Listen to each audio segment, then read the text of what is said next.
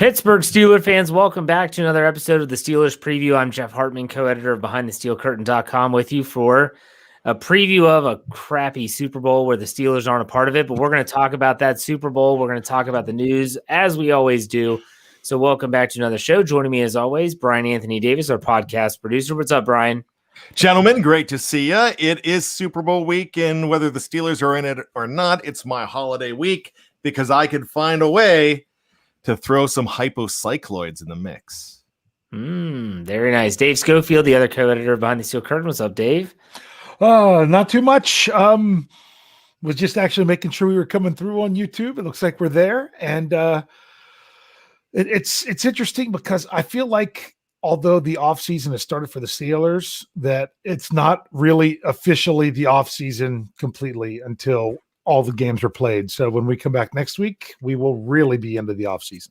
Absolutely. And I do want to have a quick shout out for those that are watching us live on YouTube. A big thank you. We have reached 7,000 subscribers. Yes. That's a big milestone. I talked about this on one of my Let's Ride podcasts this week, and I said, when I started this podcast platform, it was just myself and Lance Williams that used it. We wanted better quality, audio quality, and then Bryan started using it, and it's morphed into something much larger than I ever imagined. So all those people that are out there that have been subscribers for a long time are part of that crew. We appreciate you. Thank you very much. Next up is 8K. Let's see what we can do before the upcoming season. Maybe we could get 8K. Jeff, I was thinking today, remember when it was just one show a week? Yeah, it was the standard as a standard, yeah. And now we have, even in the off season, we've got, still 20 shows a week. Yeah. It's incredible. It's incredible. So I like that. Captain Underpants, hashtag ride or die crew in the house. I know, Bryan. I'm a part of the.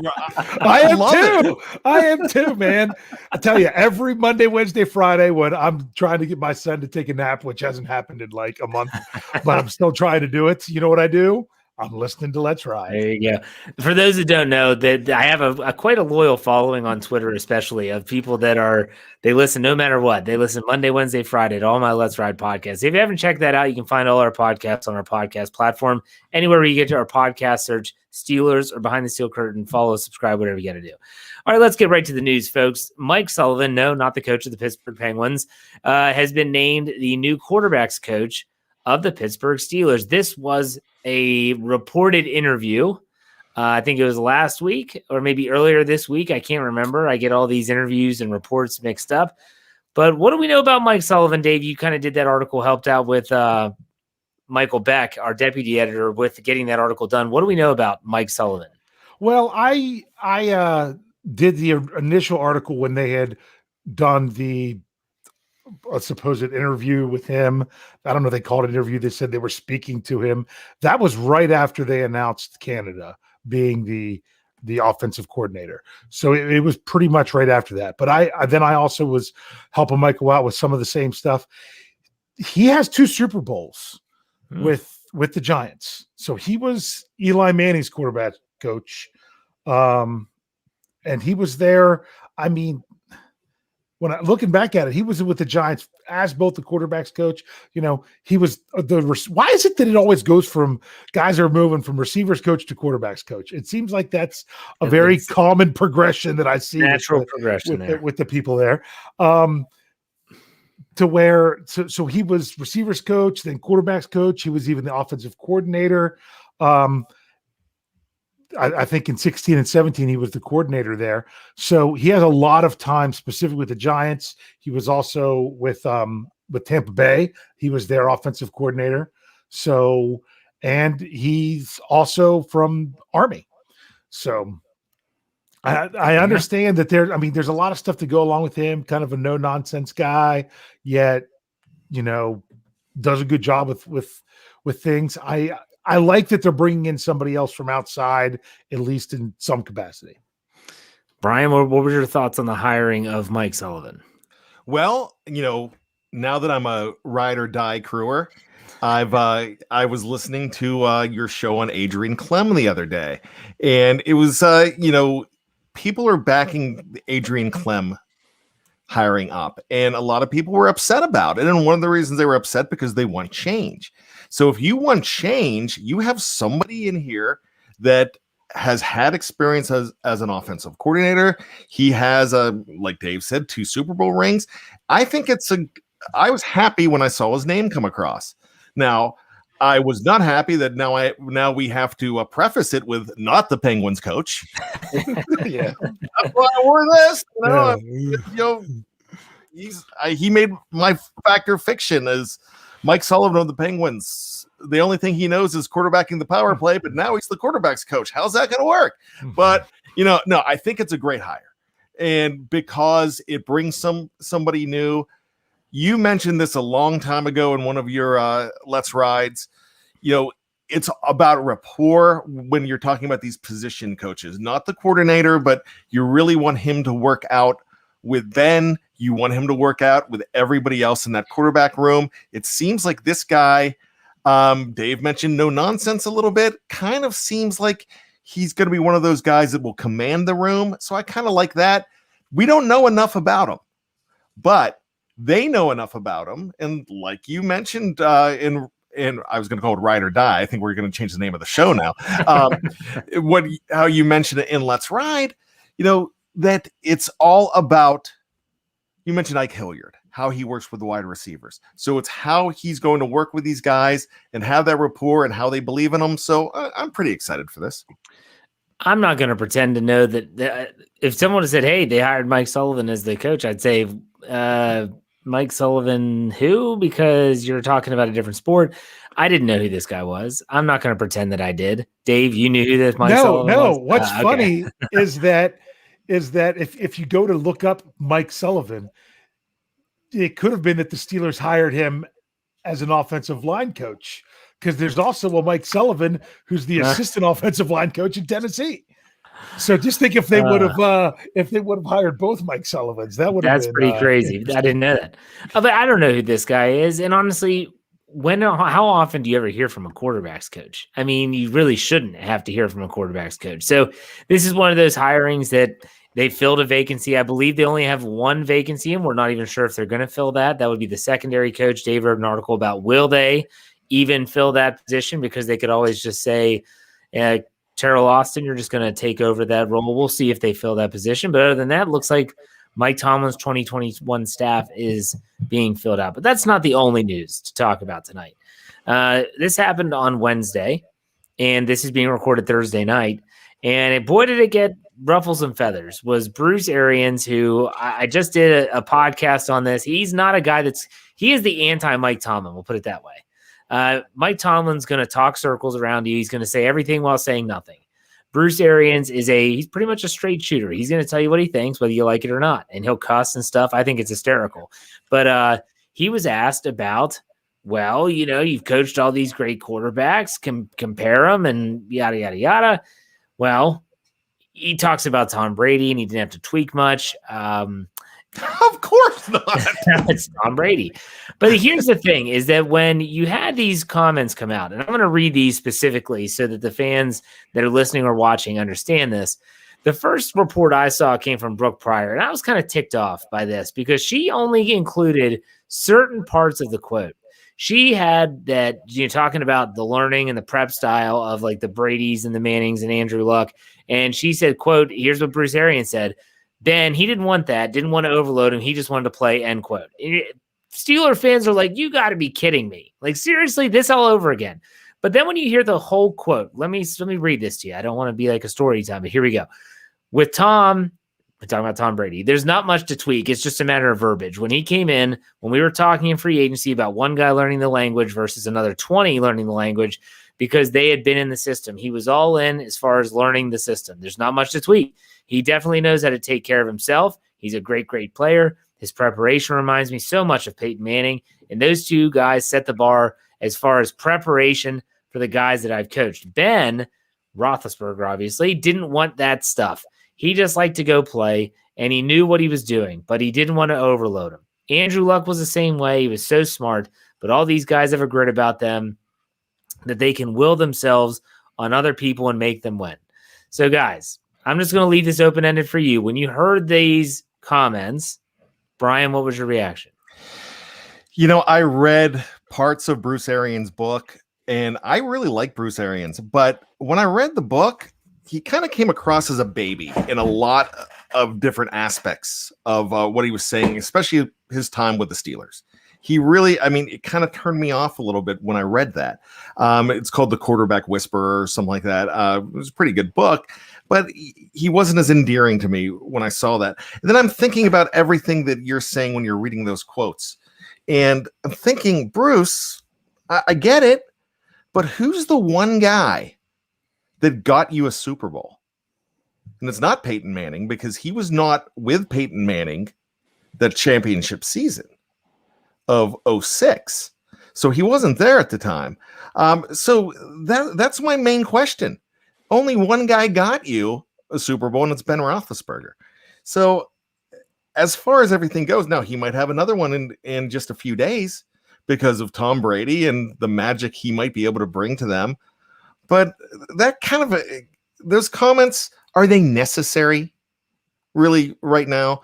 And, you know, I know how you mentioned that some people blew it out of proportion, but it sounds like you still have some feathers ruffled from your time when you were in Pittsburgh, and it kind of comes off as you're denigrating a future Hall of Famer. Dave, what was your take on the Bruce Arians comments once you got to read the whole quote? Well, I saw the whole quote the first time. The first time I saw it was someone said, "Oh, here's the whole quote." I'm like, I don't know what it was they're talking about in the first place, but I'm going to read the whole one to start. And I didn't think much of it because I actually thought it might have been worse about Ben Roethlisberger until he threw, just like Andrew Luck. He's so smart. You know what I'm saying?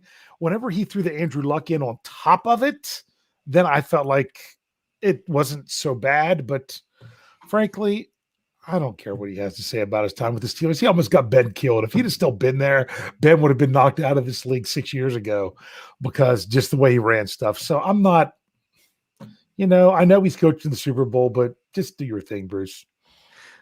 I devoted literally half of my show that's going to run Friday morning to this topic, so I don't want to go too much into it. A little teaser for you, but was anyone surprised by these comments? Like, I wasn't. I mean, we knew this. This is Emmanuel Sanders 2.0.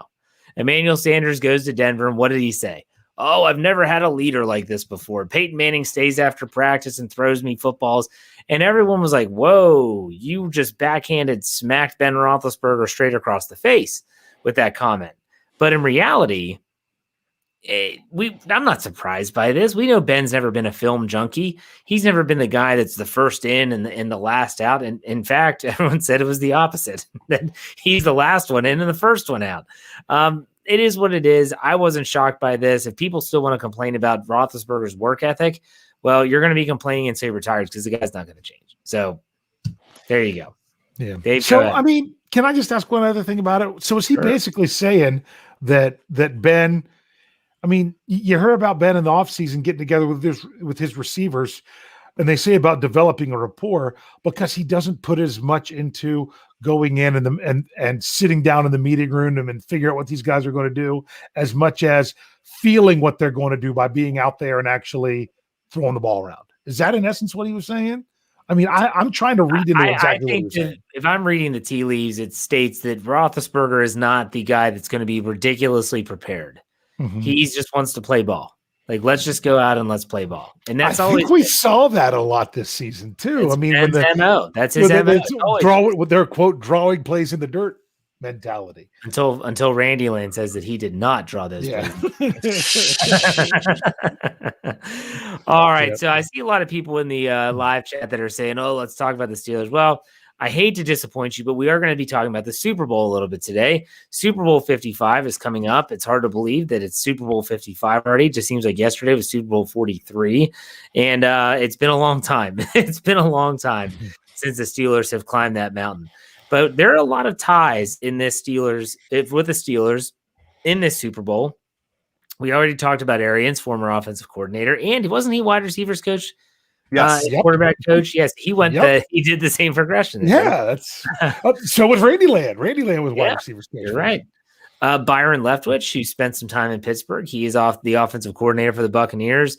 our favorite Mr. Third and Fifth, or Gummy Richards, as Lance would call him back in the day.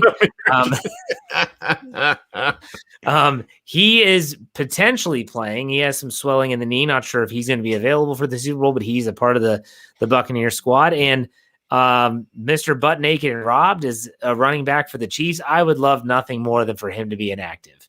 I just would love it, just because he would still get a ring if the Chiefs win, but I don't want him having any part to do. Honestly, I have more angst, I think, towards Le'Veon Bell than I do Antonio Brown. But anyways, that's a different point altogether. What are your thoughts, Bryan, just about the Steelers' ties in this Super Bowl? Does it impact who you're rooting for or anything like that? No, and one of the reasons it doesn't impact it anymore, I mean, at first I'm thinking, man, I hate to see Antonio Brown win a ring. And, I really don't have a problem with Mr. What do you call him, Dave? Mr. Buck Naked and Robbed? Butt Naked and Robbed, yeah. Butt Naked Get Robbed, I think. Yeah, that's I still love that. Coined that. And I don't really have a problem with him, anymore. But here's the thing with these guys. They're not the ones carrying the team. You might not see much from Le'Veon Bell whatsoever.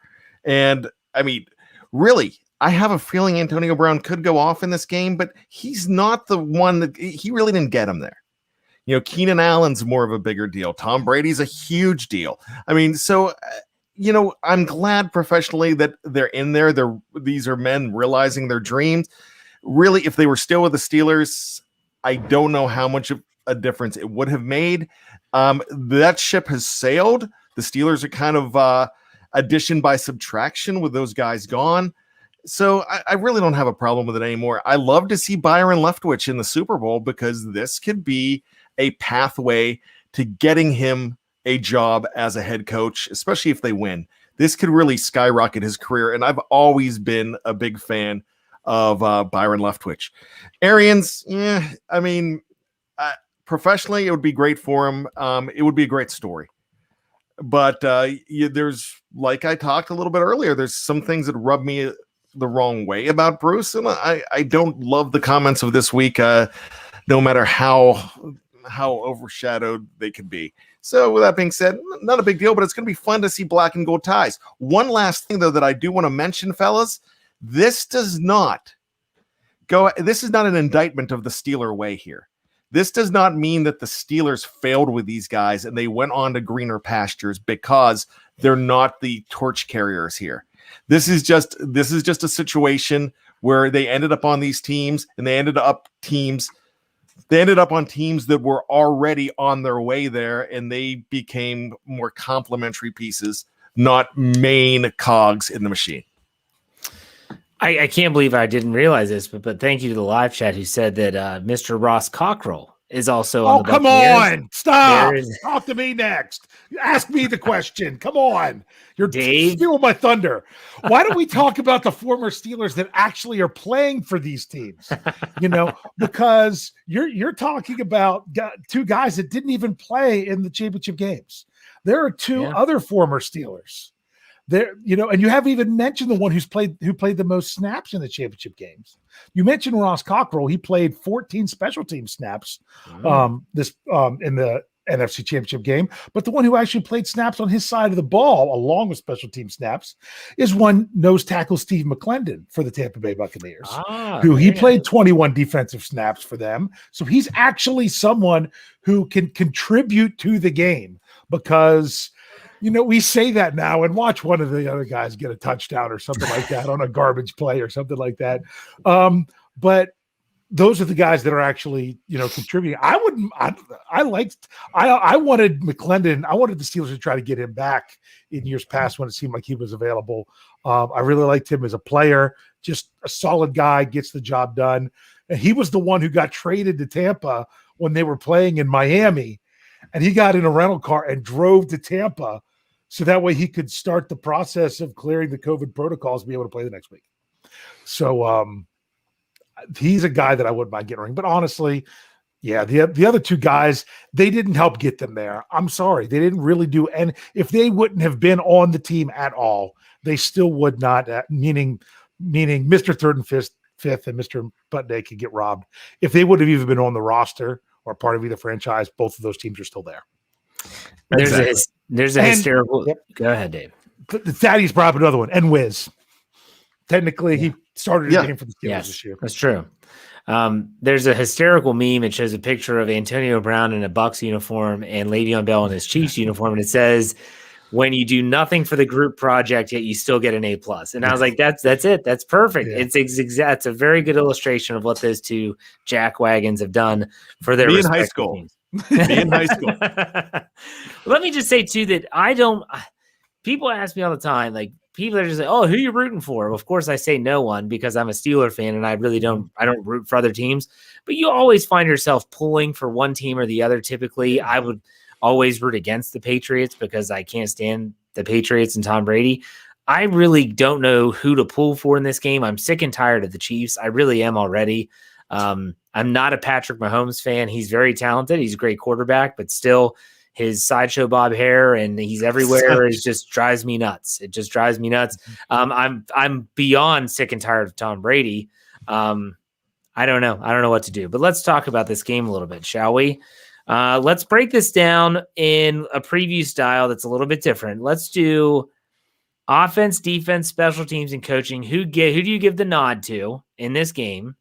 And then we'll go over the spread and the over-under. I have all that, Dave. Don't worry about it. And we'll again give our picks, and we'll take a break, and we'll come back. We'll talk about some other stuff. So, offensively, this was a tough one. Who do you give the edge to in this game? Kansas City or Tampa Bay? Brian, we'll start with you. I'm still going to give it to Kansas City. I think you have two guys, Mahomes and Kelsey, that can make anything happen. Then you throw in Tyreek Hill, and he makes everything happen. I can't stand the guy. That's probably one of my least favorite players that doesn't wear purple is Tyreek Hill. Can't stand him. A lot of it's because of extracurricular stuff. But he's probably going to be your MVP of this game. I could really see him just going off and going crazy. So on that side of the ball, yes, let's go ahead and go with Kansas City. They're the obvious choice, but I really think that they're magic, especially in big games. Am I going on defense or am I throwing it over to Dave? Throw it to Dave. Go ahead, Dave. I would almost call them a push offensively. I mean, because it's tough. Because think about, I think the biggest advantage, in my opinion, and it's probably the weakest part of both teams, is I'd probably give the slight advantage to Edwards-Helaire as the running back. Fournette's been playing good football down the stretch. Is it either him or Jones? I mean, they're not really, which one's it going to be? Jones had been hurt. That's why I'm not really sure there. I mean, it's really, I'm going to call it a push because you're going to see why later. And I hope it's not a Dave answer. I hope saying a push isn't Dave's answer. Well, the funny thing is this is close to being a push if you had that option, which you don't. But I actually like Tampa Bay's offensive line a lot better than Kansas City's. Kansas City's is beat up, but I like Kansas City's skill players better. And that's not to say that Tampa Bay doesn't have skill players. You look at Evans, Golston, if Antonio Brown's healthy, Gronkowski is more of a blocking tight end now, but he's still a threat. Who's the little guy that they had, the little fast guy on Tampa Bay, the receiver who Brady finds deep? Scotty something. Scotty something. Scotty you're right. Pippen. No. It's what's his name? I almost Someone played in him a on live FanDuel chat one time, and then I forget, and then I thought, come on, someone in the live chat. Scotty Clark, Scotty. Oh, Scotty Miller. Scotty Miller. There you go. Was not thinking that, but Scotty Miller, they have good skill position players. I just think Kansas City is so deep at every position. I'm going to go with a very slight edge to Kansas City on offense. Let's go to defense, though. Brian, who do you like defensively, Tampa Bay or Kansas City? I should be saying Tampa Bay here, but for some reason, I'm going with Kansas City because one guy, number 32, Tyrann Mathieu, he could change a game. And so I'm going with him. I love the guys up. I really like the guys up front with Kansas City as well. They're not the sexy pick. A lot of people are going to say the way they're ranked, Tampa Bay, as far as defense goes, especially you've got one of the Devons in there who's really looking good too. And you've got a lot of guys you could mention there, but I still like what Kansas City's defense has done this year, were games that they could have dropped. They really should have lost more games, but the defense stepped up when the offense couldn't. All right, Dave, who you give the edge to on defense? Well, first of all, to say something about what Bryan said, you're right about the honey badger. Mhm. I don't think he's their best defender.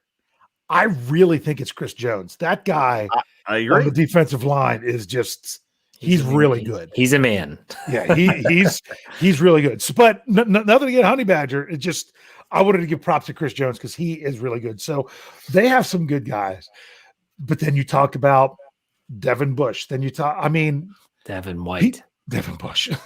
Wrong Devin. Did I really say that? Stairway to White. Devin. Stairway to Devin.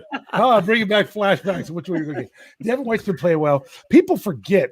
I was thinking about something else when I was saying that. That Tampa lost their best defensive lineman early in the season in Vita Vea. If they had him, it would definitely be Tampa. He's so, back. He is back. What's that? He's back. Is he back? Yep. He is going to be back. Yep. So, But but is he played in the NFC Championship game. Did he? I did Yes, he not did. see him contributing, but that doesn't mean that I'm not crazy. But at the same time, I wasn't really paying that close attention to that game. That's great if he's back, but I don't know. Is he real? How do I say it? Is he back in the way that he was before he got hurt? Yeah. Or is he back in the way that Rod Woodson was back for the Super Bowl for the Steelers? Do you know what I'm saying? I get it. So that was just my question. Like, I'm even trying to see. Yeah, he played, less than half the snaps for Tampa. I see that now, but I didn't remember really him standing out. But that was very unfortunate that they lost him early on. So yes, he did play. Thank you all very much. So therefore, I'm going to give a slight edge to Tampa just because. I'm going to give it to Tampa Bay, and I didn't even have to think about it that hard. Yes, Tyrann Mathieu's good, and Jones is great, but my goodness, you are seeing now why Devin White was considered one of the best linebacking prospects, not just of that class, but in the last few years. He's starting to get it. He's starting to flash, and it's not that he had a bad season. He's a young player still, and he's still learning, just like Devin Bush before his ACL injury was still learning as well. When he and Sue and some of those guys, their secondary has me have a pause a little bit, but I really like their front. And I think that, heck, look at their resume in the playoffs of who they beat to get where they are right now. Really good defense. I actually like Tampa Bay. This makes this a very intriguing matchup. Special teams. Let's keep in mind special teams is more than just a place kicker. We're talking punters, return game. Bryan, who do you give the edge to in special teams here? I have no earthly idea. But to say Butker. but the one guy that I'll mention that I was watching the AFC Championship game and my wife was next to me and she was we laughed at the name because it sounds like somebody else that I know that you guys, Jeff, you definitely know. Hartman sounds like Hartman, and the guy's first name is McCall. And so when I think about that guy could really, he's one of those guys that could bring one back 100 yards in this game. Yeah. He really can. So I'm really thinking that we'll go with them, but I don't know much about the special teams. I'd be lying if I tried to make something up, but that's the one guy that stands out to me. Dave, any special teams nod one way or the other? I don't know as much. Like, well, I like what Bryan said that I don't know, but I for some reason I feel like their big playmakers on Kansas City has had more potential in their return game. And that's the only thing that stands out in my mind. I might be crazy with that one. Because like I say, if it's not the Steelers, I'm not paying big attention to it. So I'll say if you were to tell me one of these teams was going to return a kick for a touchdown in the Super Bowl, and I was going to bet which one it was, I would say it would be Kansas City. So that's why I'm going to give them the nod. I agree with everything you said. I at least know the Kansas City kicker, so I'm going to give it to Kansas City. All right. Whoa, you don't know Tampa's kicker? Who's their kicker? Is it still Suckup? Wasn't he? Well, you can't Suckup, say yeah. It is. No, it's Ryan Suckup. Yeah. That son of a bee? Even more of a reason for me to hate that team. All right, yeah. 2013. I still hate Andy Reid for that and suck up. And they're on different teams now. That's pretty funny. Okay. Speaking of Andy Reid, let's go to coaching. Yeah. Who do you give the nod to in terms of the coaching staff, the experience? Even though Arians has never been a head coach in a Super Bowl, he's been there. He's been in a lot of big games. Bryan, who do you give the nod to in terms of coaching? Let's flash back a couple of weeks. Kansas City, Cleveland to close that out. No Pat Mahomes. But I tell you what, you don't go against Andy Reid in that kind of situation. That guy is head and shoulders above most coaches when he's staring across the field at you. I really think he's a genius. He's got a set of cojones too. Oh yeah, that's been proven time and time again. Yep. Don't worry, Mike Tomlin would punt. Okay, Dave, go ahead. What's your coaching prediction? Well, yeah, you said exactly what I was thinking about punting. My coaching prediction is, I said the reason I gave a push to the offense is because I think that Tampa has some really good skill players, and like you said, their offensive line is possibly better. But what Kansas City, why they really have, in my mind, head and shoulders way better offense than Tampa. Although they haven't torn it up over the last half of the season, but they've been doing enough to win, and that is really the Andy Reid factor. I think that the coaching advantage goes to Kansas City majorly. Before he won the Super Bowl last year, I had said that I don't know if Andy Reid will ever win a Super Bowl because I feel like he gets his players to play at a level above what they are a lot of times. So therefore he might not have the best players to get there, but therefore they're not going to be in a situation where they're picking at the top of the draft, but he's managed to make this work. I think Andy Reid is a fantastic coach, and that's a major advantage there. I'm laughing at the people in the live chat that are commenting on my comment about punting on fourth. Yeah. I'm going to get Andy Reid coming off a Super Bowl win. He got that monkey off his back. He seems like he's a very confident coach, and rightfully so. When you have a team like the team he has, I mean, you can do something. You can make some of those decisions. I'm going to give the nod to Kansas City. So let's talk about the spread. This game will be at 6:30 p.m. on CBS. Kansas City's giving 3 points. Over-under set at 56. Bryan, who you got, both straight up and as the spread? Of course, I've been overdosing on the Chiefs, and so I've got to go with the Chiefs in this game. But I don't know. I don't know who's going to win this game because Dave mentioned the skill players. You've got Mike Evans. Tom Brady makes things happen. My gosh, think about this. The Steelers and the Patriots lead the Super Bowl era with 6 wins.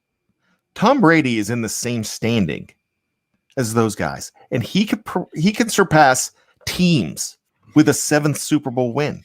That's absolutely incredible. And when you don't count a guy like Tom Brady out, and you never do. I mean, he has gotten them. This team's not here without Tom Brady. So they have a great opportunity to win this game. They have home field advantage, if you want to call it that. First time in Super Bowl history. I still think the Chiefs are going to win this game, but as far as matchups go, I'm more excited about this as a matchup than a lot of Super Bowls in the past. I think it's going to be very close. I know I went against the Tampa Bay defense, but they're that good. I just have this hunch that Matthew's going to make something happen. It's not going to be a blowout. It's going to be a close game. I'm actually looking at a final score of 34-30 in favor of the Kansas City Chiefs. So that means they cover. But it means the over too. Yeah. But if we turn around on Monday morning and we're talking about the Tampa Bay Buccaneers as a champion once again, I would not be shocked. But I'm going with a fat gut, and I'm going with Kansas City. All right, Dave, what about you? What's your pick? Are we doing bold predictions for this at all? No, I didn't plan on it. Good. I just wanted to make sure because I didn't want wanted to make sure I didn't need to save something. This is what I'm envisioning. I'm envisioning a nice close game, and the final score is not going to be indicative of that. I'm going to go with a final score of, just because I want to have fun with this. I'm going, and you're like, well, that's not very fun. I'm going 40-30 because what's going to happen, and I'm going Kansas City, and that's going to be the over. They're going to cover and go over on the final play of the game, because Tampa's going to have the ball down 3, and to end the game, much like he did with his final pass for the New England Patriots, Tom Brady is going to throw a pick 6, and that's going to end the game, and that's going to be his final pass of this season as well, just like it was the final pass of last season. Hey, that'd be fine with me. It's because it'd be fun.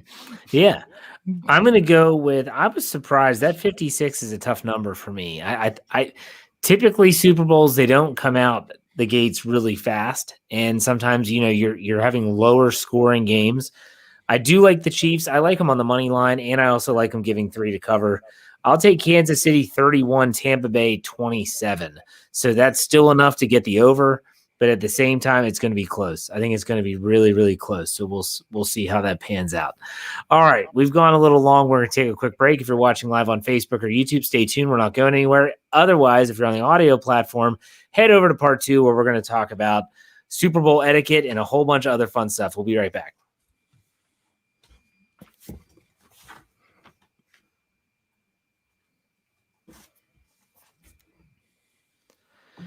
All right, Pittsburgh Steelers fans, welcome back to part 2 of the Steelers preview. I'm Jeff Hartman, co-editor of BehindTheSteelCurtain.com, and with me, as always, our other co-editor, Dave Schofield, and also the podcast producer, Bryan Anthony Davis. And we talked about our Super Bowl picks. We gave those picks.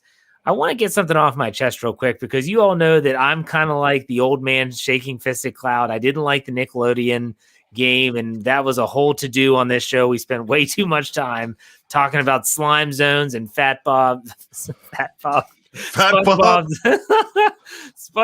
fat face between goalposts and all this stuff. So look, did anyone else have an issue with the fact? So this is the first time in NFL history that the home stadium, or the stadium that's going to be used for the Super Bowl, has a team that typically plays there make the game. So the Tampa Bay Buccaneers, this is their home stadium. The NFL said, hey, just so you guys know, if you score a touchdown, you can't shoot your cannons. You cannot shoot your cannons. And I said, holy cow, I hate the NFL. I hate it so much that if it didn't, pay for stuff, because we obviously get paid for doing this job, I hate it. And I had a couple people on Twitter, because I was voicing my frustrations on Twitter, and they're like, oh, it's a neutral site game, blah, blah, blah. I said, look, if you know, and Steeler fans know this would be, I'm not saying like the Baltimore Ravens doing that stupid chant or that's just chain noises when they get a first down. I'm not saying that. I'm saying that if they score a touchdown, the play is stopped. You're telling me that they can't shoot their cannons if Leonard Fournette plunges into the end zone from the 1? What is that going to do? Majority of fans are going to be Tampa Bay fans anyways. I think this is just the dumbest move. I know why they said it, but my gosh, if this doesn't scream no fun league, I don't know what does. And don't bring up the Nickelodeon game being fun. That wasn't fun, okay? It wasn't fun at all. But guys, am I off my rocker? Am I still on the front lawn yelling at the clouds? Dave, you want to go first? Go ahead.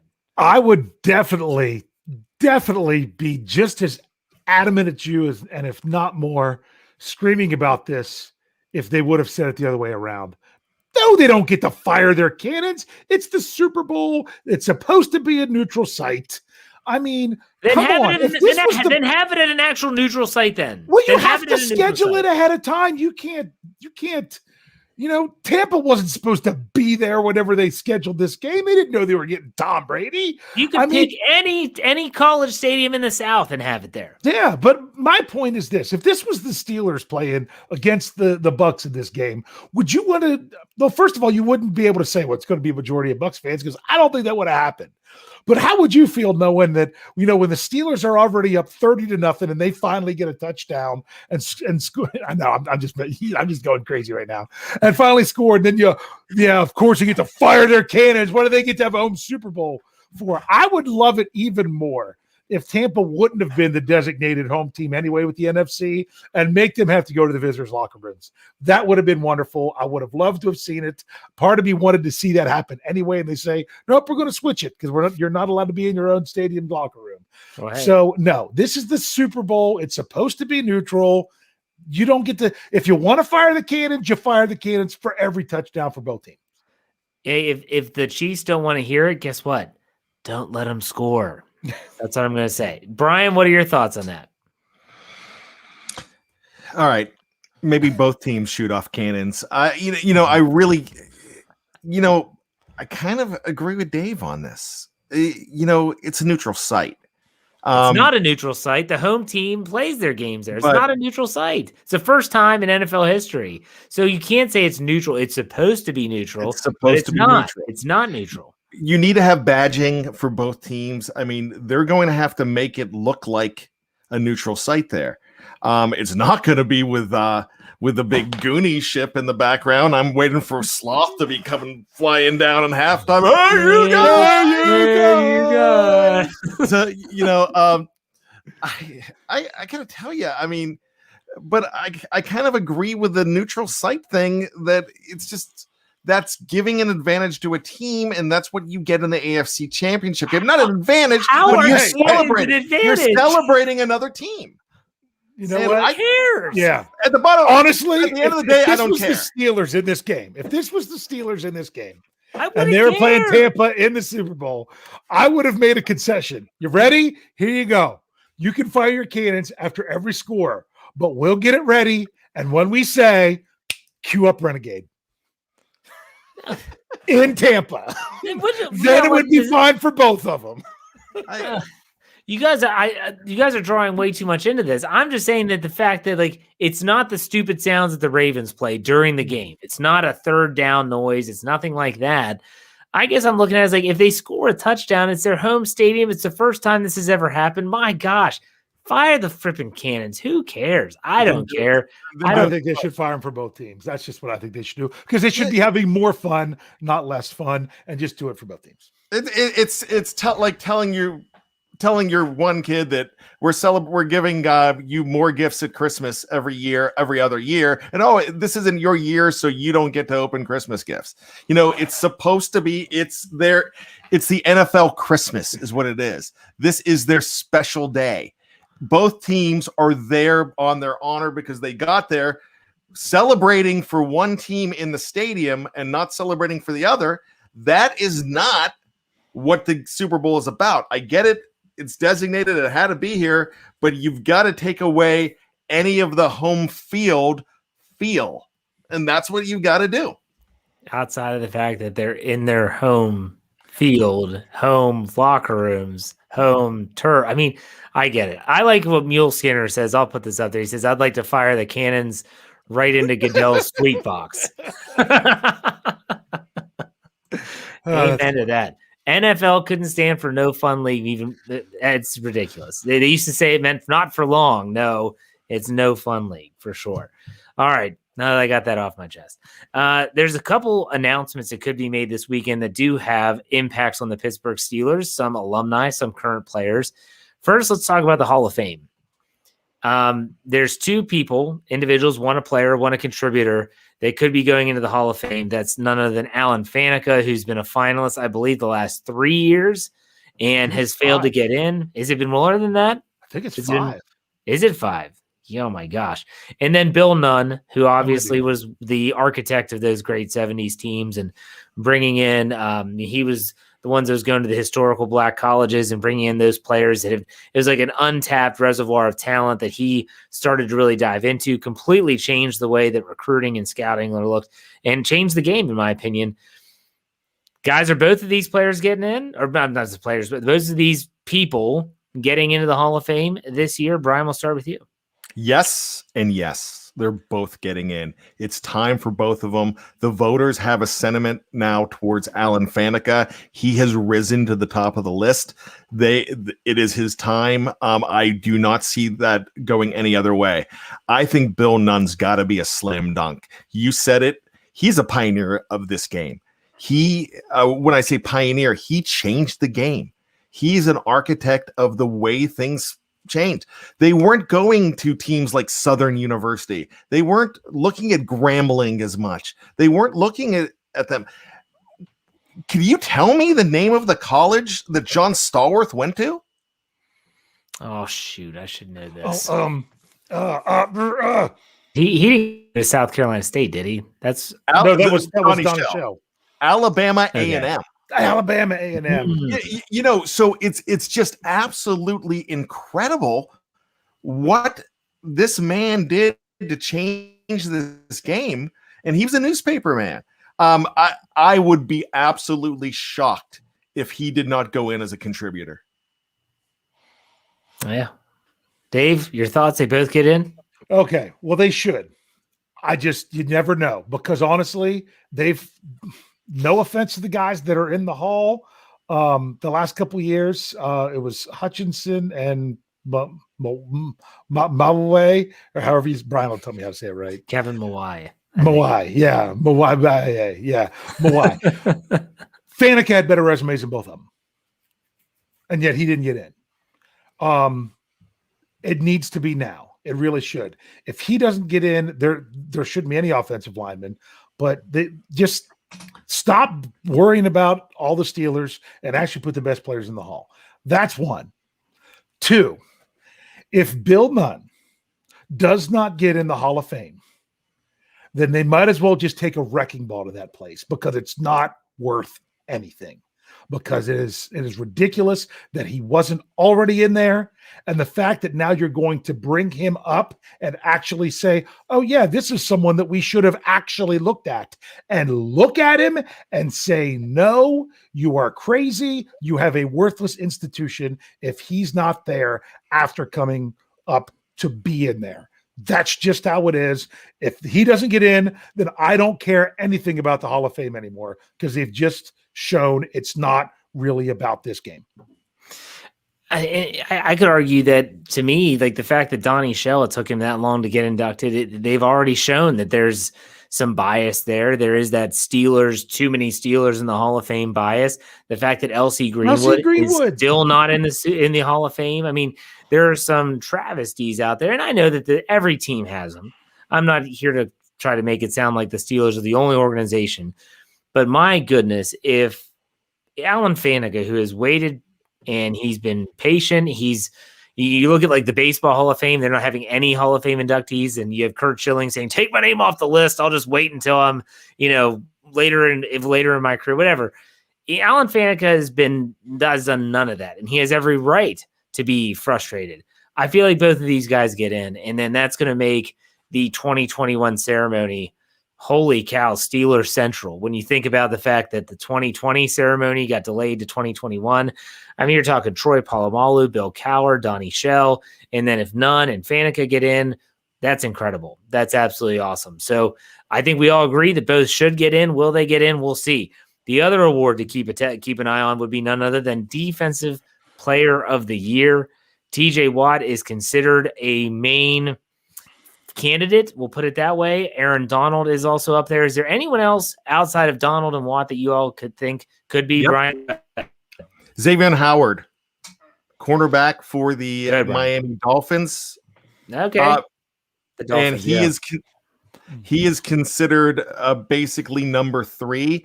He could take some votes away from TJ Watt.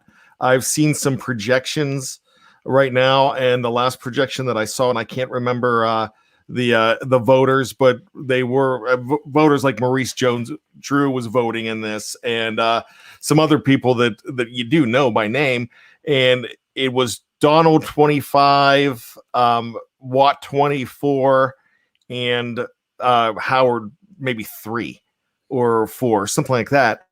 And I kind of just feel that as it's going on, I feel like TJ is going to miss out on this, and I don't think he should. I think he should be the clear-cut winner here. I understand everything that Aaron Donald's done, but when you go straight down to it and you look at everything, I mean, Watt pretty much he was way ahead as far as hits go, and quarterback takedowns, and he did lead the league in sacks. So I mean, I think it's a guy you need to really look at. Well, what are you, Dave? Yeah.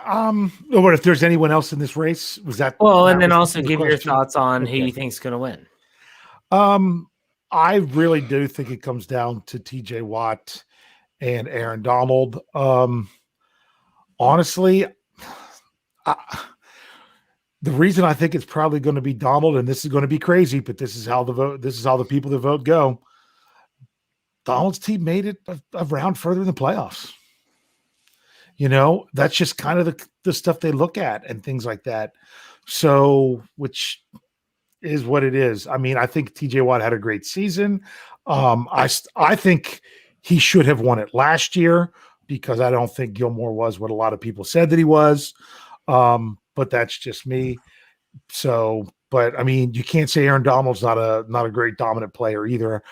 I would vote TJ Watt, but I'm just thinking about, from what I hear, what other people are going to vote. Unfortunately, I think TJ Watt has a very legitimate chance of winning this, but you just never know who the voters are going to go with. I think that Watt he's not that polarizing player that might have turned some people off. He does it the right way. He's pretty clean individual in terms of off the field stuff that can sometimes sway votes.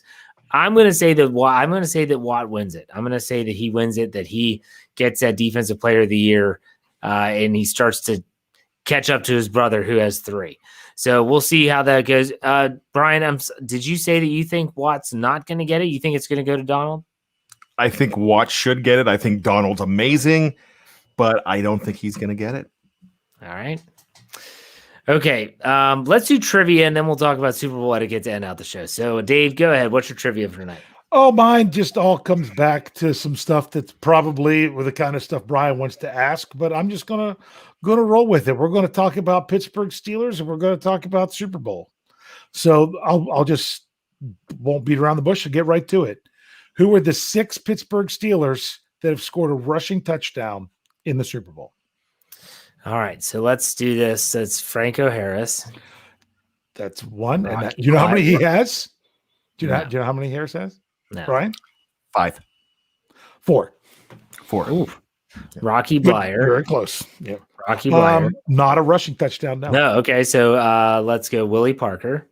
Willie Parker. And is this in a winning Super Bowl or just in a Super Bowl? Super Bowl. Did Bam Morris get in Super Bowl 30? Bam Morris. There's 3.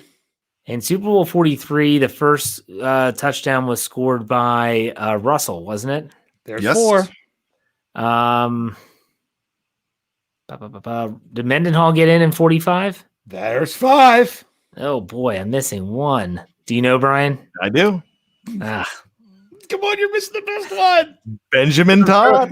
Benjamin Todd. BTR, Super Bowl 40. The end round. The state of Washington does not recognize. Russell was the one Gary Russell's the one I sometimes forget. I knew it's someone I want to say. I always want to say Najee Davenport for some reason, but I got that one that time. So now you're ready. This one's quick. This is quick and easy. The 4 players to throw touchdowns in a Super Bowl for the Steelers. Okay, so we have Bradshaw.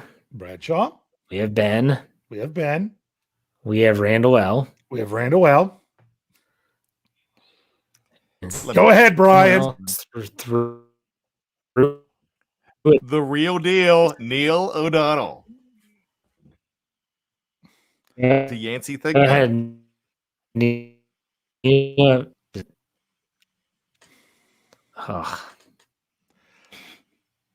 Sorry, I don't know if Jeff's frozen or if I'm frozen. It very well might be me because I have a lot of things going on my computer here. Do you guys have me? Yeah, I have you. I think Jeff is frozen on my end. Jeff was the frozen one. Okay, I don't feel so bad. All right. So Neil O'Donnell. Yes. So there you go. That's your 4. Okay. Do we really want to go hold on, how many is it? 1, 2, 3, 4, 5, 6, 7, 8. I was right. The 9 receiving touchdowns in Steelers Super Bowl history. Oh yeah. Okay. Some of these should be easy. Am I back yet? You're back to me. Yeah. Okay. All right. Okay, good. Yeah. So 9 receiving touchdowns. Nine So receiving. let's go with 9 players with receiving touchdowns. I could get the hard Okay. one out right out. I can get the hard one. Go right ahead, away. Bryan. Larry Brown.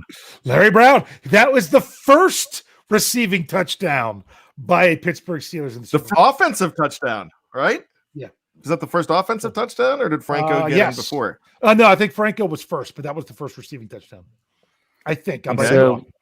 Larry Brown. you said Brown. We know Rocky Blyer caught one. Rocky Blyer caught one. Swan and Stallworth both caught one. Swan and Stallworth. Or at least one. They have more than one. Yeah, they both have 3. Yep. We know that Hines caught one. He caught 2. So that's 5. Santonio Holmes. Santonio Holmes at 6. Gosh, Yancey. darn it. Yancey Thick Yep. Ben 7.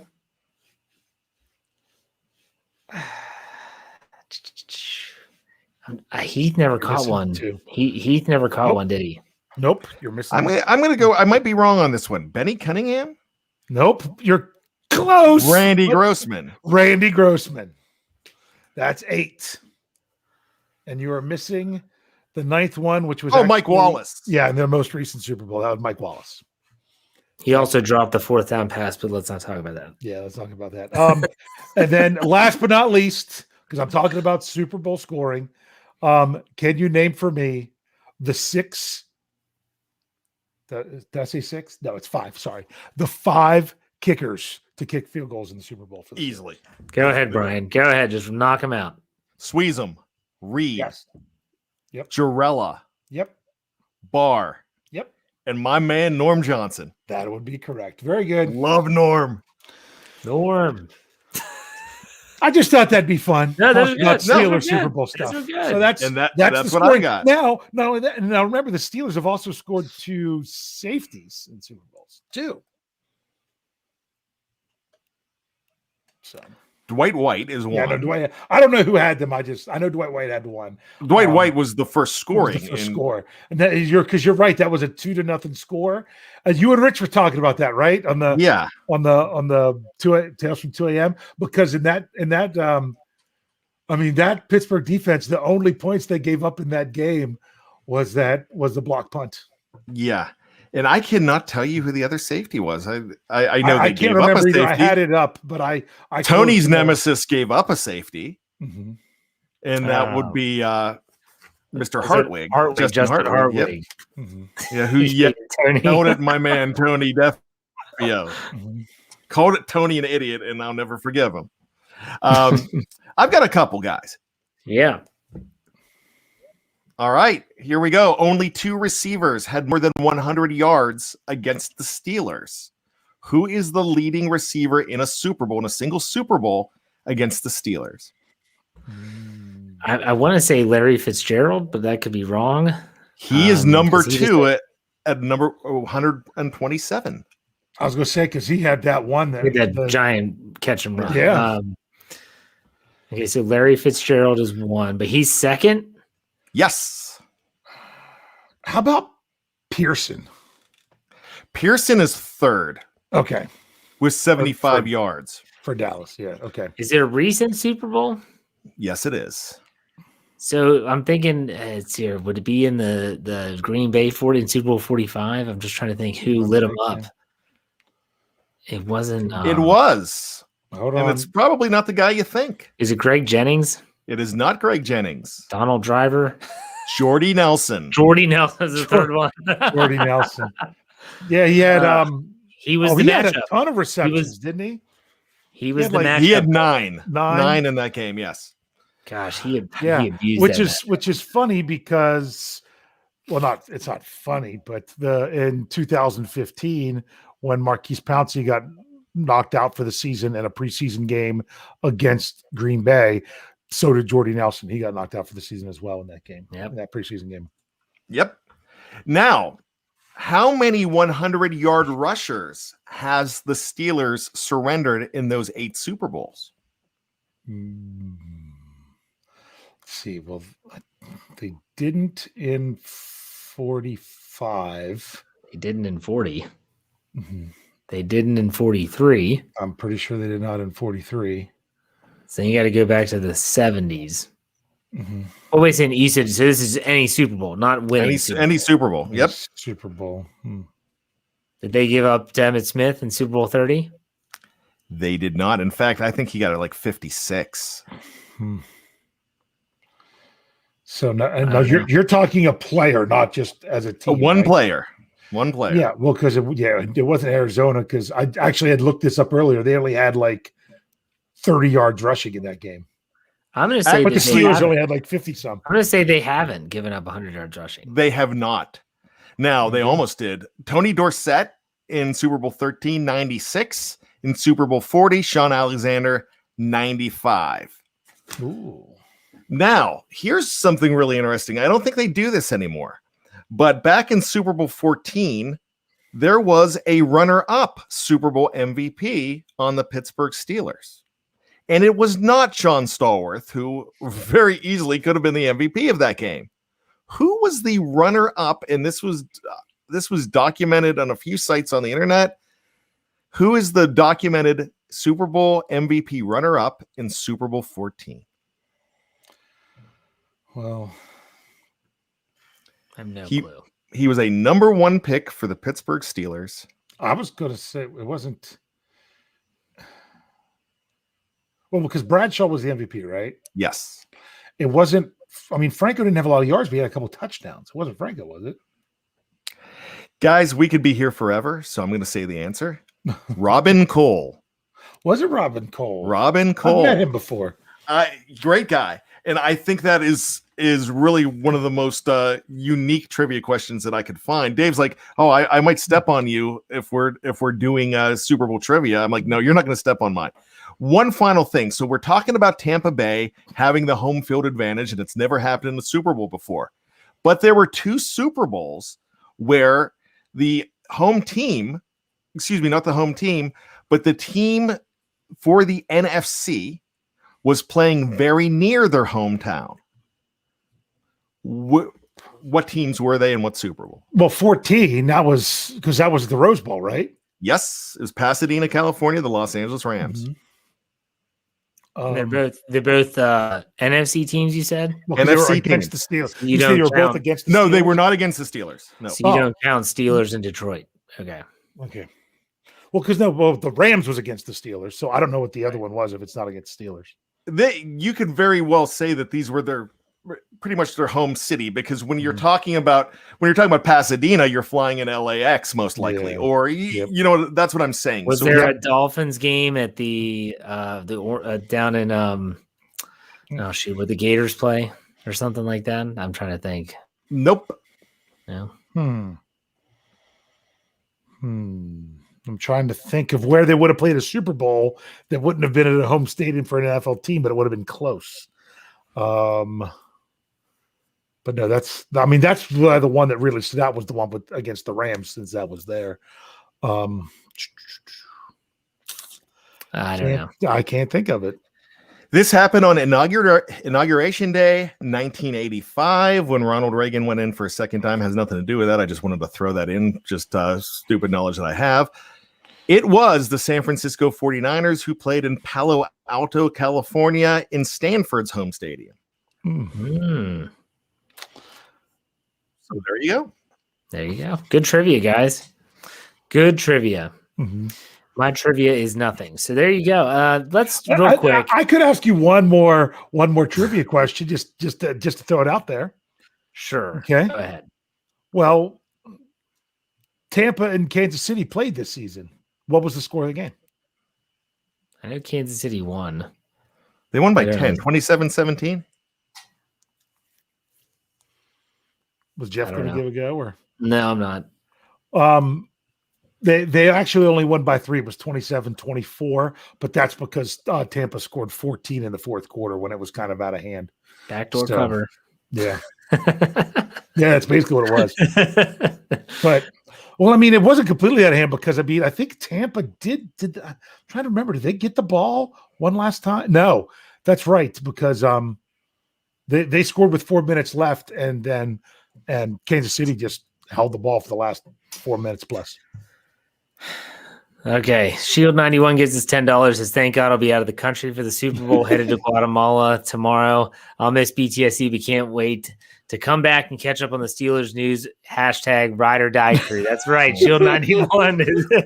Okay, can I jump in real quick? Shield, you don't have to miss BTSC because on the audio only platform, you could download it, listen to it on the plane. That's Yeah. true. That's true. He could. Nice. I know Shield's not, he's not going to miss anything. Trust me. All right, let's talk. Thank you very much for the tip, Shield. Hope you have a safe trip and enjoy it. Let's talk about one last thing before we call it a show. And this could be our own final thoughts unless we want to go into that. Super Bowl etiquette. Now, if you're hosting a party, that's up to you. I'm not here to criticize. I'm not the police or whatever. And that's great. What is the biggest infraction? Now, if you're not hosting something, if you're not hosting something, you're like, I'm not doing that. What would be a social media thing that you hate to see too? When people are watching the game, like, give me something that really irks you, like the etiquette. Like, gosh, you just don't do that. Bryan, you write a whole article about this. We're going to have to switch it up a little bit this year with everything being up topsy-turvy. So what's one of those things for you, Bryan? Well, probably I've got two major ones, and that's basically when you're at the Super Bowl party. So since we're talking about social media, I'm going to mention the I only watch it for commercials proclamation. I hate that. I'm only here to watch the commercials, and they're more worried about that than the game. Look, that's offensive to me. Don't do that. But one more, I will mention it. If you're at a Super Bowl party, and whether you are like, I'm not the police either, I don't care. But it's these people, the school night exodus. Look, I know Rory and Chloe have school the next day, but look, the game's over around 10-ish. It's a holiday. It's a national holiday in the U.S. It's Super Bowl Sunday. Stick around. Don't have the exodus at halftime after you watch Left Shark or Janet Jackson's Flesh. Stick around, all right? You've got time.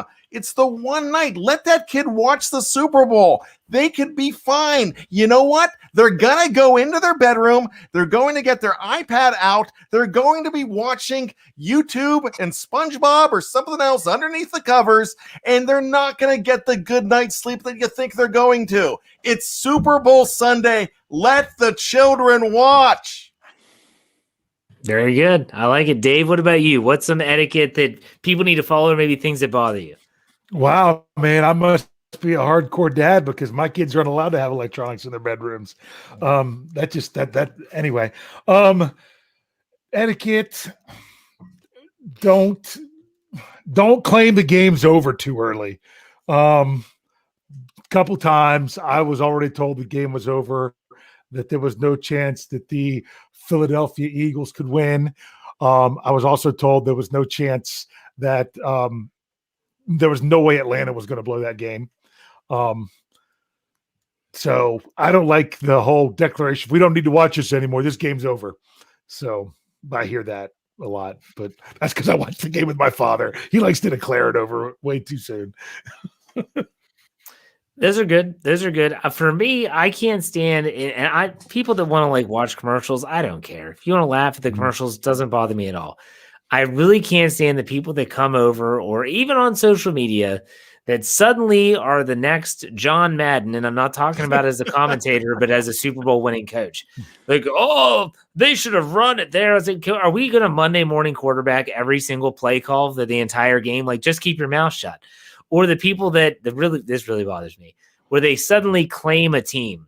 Oh, I've always loved the Chiefs. Since when? Last season? I mean, come on. Pick a team, stick with your team. Or if they say, and this is really popular amongst younger football fans. I know this because I'm a teacher, where they have multiple teams. Oh, well, Kansas City's my second favorite team. And wait a second. You're a Ravens fan. How are you also a Chiefs fan? That doesn't happen. Pick a team, stick with the team. That's the stuff that really bothers me the most. Go ahead, Dave. You're going to say something. Oh, I was going to say, I learned a while ago. This was watching the Super Bowl where I was years ago. I'll tell you exactly what it was. It was the last time Tampa Bay played in the Super Bowl. I remember going to a Super Bowl party because with my wife. She was not my wife at the time. I'm trying to think, were we engaged? Was that the 2002 season or the 2001 season? Bryan should know. I can't remember. 2001 was the Patriots. over the Rams. So yes, I remember going to that one where she wanted to go watch with some people, where she was invited to a Super Bowl party and wanted me to come. And this is when I was coaching high school football and everything else. I can't watch the game with people that don't know anything about football, because I can't stand to sit there and explain everything to them. I mean, if I want to do that to my 5-year-old son, that's completely different. But people are like, we're hosting this big Super Bowl party. All right. Okay. No joke. It was about ready to kick off. And they were like, who's playing? I'm having to explain what first downs are. I'm like, I will never do that again. My wife, bless her heart, she will never ask me to do that again for a Super Bowl. That was rough. Yeah, that's a good one. I gotta think. Mark Davison gives us 10 dingo dollars. He says, I met a bloke from Australia in the United States, and he was convinced the Steelers could play the Ravens in the Super Bowl. People who think two teams from not just the same conference but the same division can make it grinds my gears. Yeah, it is in hockey. That's going to happen this year. By the way, that good. It's definitely but it's. I guess that drives me nuts. Like, if people want to come over and there's a lot of people that we'll watch the game with. Typically, that they're just there to be there. They don't care who wins, and that's fine. That is fine. I just can't stand the people that come in and it's like I'm sitting next to a brand new Tony Romo that just doesn't know anything about football. Like, I don't want to hear that. I don't want to hear Tony Romo in general, let alone someone else that's Tony Romo. Go ahead, Bryan. What about the amateur color commentator that just wants to give you little known facts about everything? He's like the Cliff Clavin in the room. What do you think about that guy? We don't let you come, Bryan. That's me. I was gonna say, I assume that's you. That's not like we don't invite you over. Because when I come into the room for the Super Bowl, I'm giving you all the flavor. You're gonna know where Patrick Mahomes went to high school. You're gonna know the Hardys. Behind the Hardys, where Tom Brady lost his virginity. I'm going to tell you everything. You're going to know everything about these guys because I read it somewhere and I've got to bring it up to be that guy. Yes, I'm that guy that you hate at the game. Brian's the guy that's watching the Chiefs. He goes, hey, that Mecole Hardman? Well, I have a friend and his last name is Hartman and his wife's name is Nicole, like Nicole. How crazy is that? And that's basically two people in one. I will. How does the guy that looks like Norm act like Cliff? I don't get it. Not my favorite show for nothing, my friend. Great show. All right, gentlemen. Anything to add before we call it a shot? That was a good way to end it. Yes. Yeah, you know what? Have a great weekend. Look, it's still the Super Bowl. Steelers aren't in it. Make it as black and gold as possible. Throw in everything you can.